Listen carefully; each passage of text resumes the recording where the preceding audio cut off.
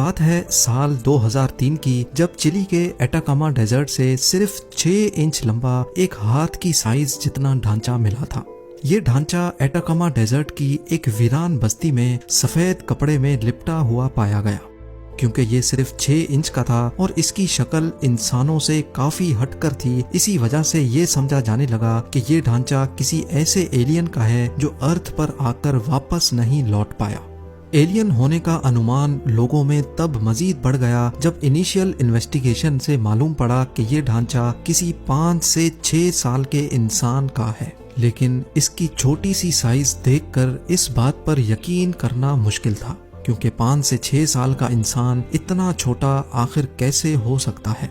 ڈھانچہ جس کی تمام ہڈیاں ثابت اور ایک دوسرے سے جڑی ہوئی تھیں اور حتیٰ کہ اس کے دانت بھی جڑے ہوئے تھے، اس کو اگلے کئی سالوں تک ایلین ہی سمجھا جانے لگا۔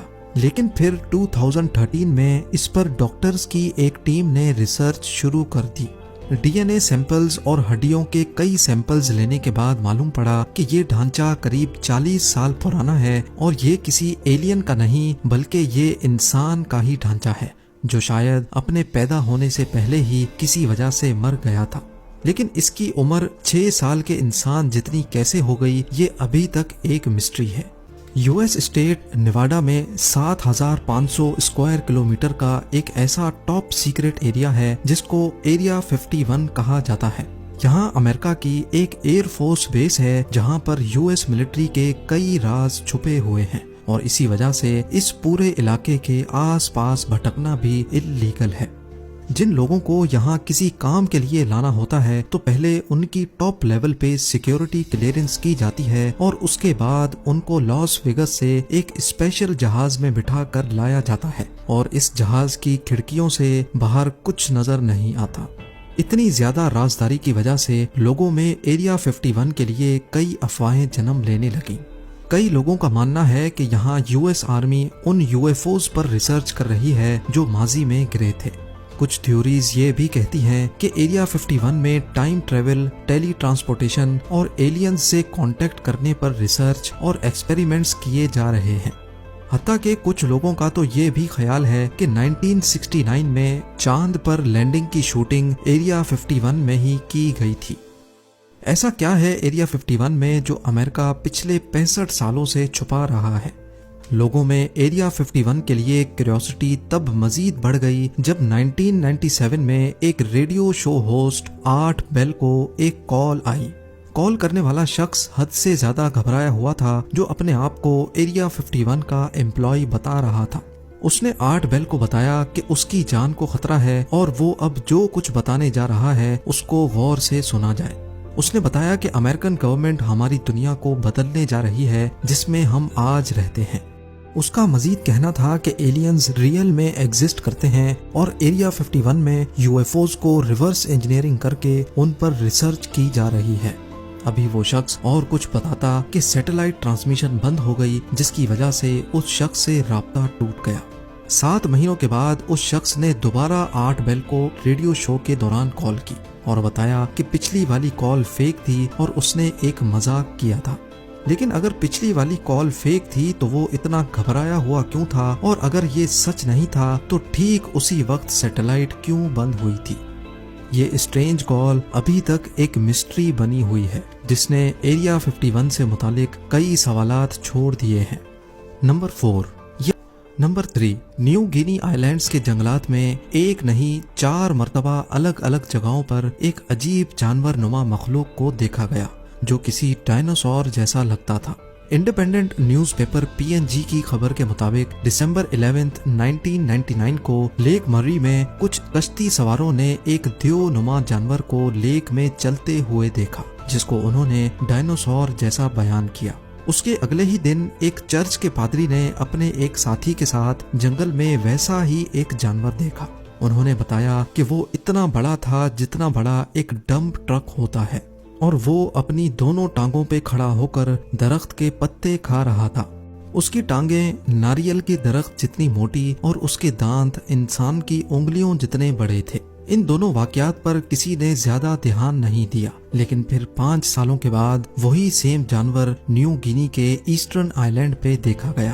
इस विलेज का नाम रबाउल है, जहाँ पे कई लोकल्स ने इस डायनासोर नुमा जानवर को देखा। 3 मीटर लंबा, ग्रे रंग, शक्ल कुत्ते जैसी और पूंछ क्रोकोडाइल जैसी बताई गई। इस खबर ने कई न्यूज एजेंसीज को रिपोर्ट करने पर मजबूर कर दिया और साथ ही गवर्नमेंट ने भी एक सर्च पार्टी बना डाली। गांव वालों का कहना था कि हमने इतना बड़ा और ऐसा अजीब जानवर पहले कभी नहीं देखा, इसी वजह से हमने भागकर अपनी जान बचाई। एक और चश्मदीद गवाह ने बताया कि वो बहुत ही बदसूरत था और उसका पेट 900 लीटर वाटर टैंक जितना बड़ा था।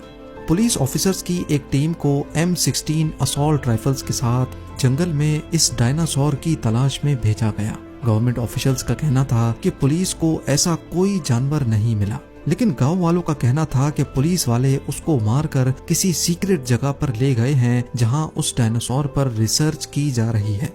जैसा गांव वालों ने उसका होलिया बताया था, वैसा ही एक डायनासोर इग्वानाडॉन के नाम से जाना जाता था। ये प्लांट खाने वाला डायनासोर 6 से 8 टन वजनी और 15 फीट लंबा हुआ करता था। लेकिन इस वाक़े की असल हकीकत आज तक एक मिस्ट्री बनी हुई है। नंबर 2, कुछ लोगों के लिए ये जहन्नम का दरवाजा है, लेकिन साइंस इसको क्रेटर कहती है। नाम चाहे इसका कुछ भी हो, लेकिन इस बात में कोई शक नहीं कि ये क्रेटर दिन ब दिन बड़ा होता जा रहा है। रशिया में वाक़े बटागाइका क्रेटर ईस्टर्न साइबेरिया में मौजूद है, जो दुनिया का सबसे बड़ा क्रेटर है।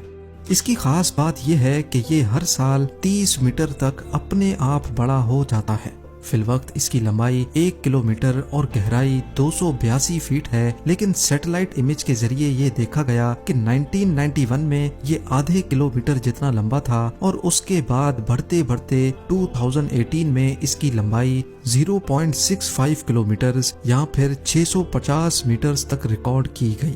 लोकल्स का मानना है कि इस क्रेटर के अंदर से अजीब अजीब आवाजें सुनाई देती हैं, जैसा कि कुछ गलत होने वाला है, और इसी वजह से इसका नाम जहन्नम का दरवाजा या फिर डोर टू हेल रख दिया गया है।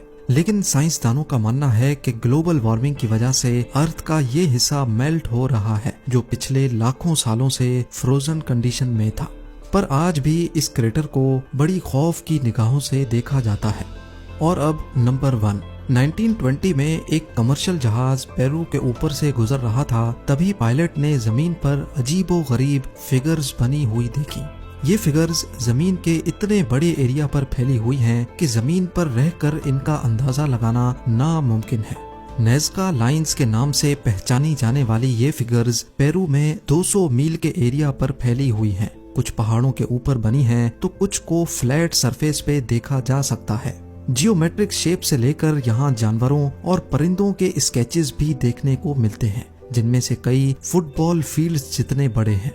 अभी तक टोटल 24 शेप्स इस एरिया से ढूंढी जा चुकी हैं और शायद कई अभी तक हमारी नजरों से ओझल हैं। आर्कियोलॉजिस्ट का मानना है कि इनमें से कई स्केचेस को 2 से 2,500 साल पहले बनाया गया था, लेकिन इनको बनाने का मकसद क्या था ये अभी तक किसी को भी सही से मालूम नहीं है। और हैरान करने वाली बात तो ये है कि इतने पुराने स्केचेस आज तक नहीं मिट पाए। एक स्वीडिश राइटर ने अपनी बुक में लिखा था कि ये हजारों साल पहले यूएफओस की लैंडिंग साइट्स हुआ करती थी, जिनको यहाँ रहने वाले लोग एलियन गॉड्स माना करते थे। लेकिन कई आर्कियोलॉजिस्ट इस किताब के दावों को मानने से इनकार करते हैं। उनका मानना है कि कदीम दौर में इन जियोग्लिफिक्स या फिर स्केचेस का मकसद यहाँ रहने वाले लोगों के रस्मो रिवाज से जुड़ा था। ये यूएफओ लैंडिंग पैड्स थे या फिर कोई रस्मो रिवाज। एक बात तो क्लियर है कि नेज़का लाइंस ने आज तक सबको हैरत में डाल रखा है।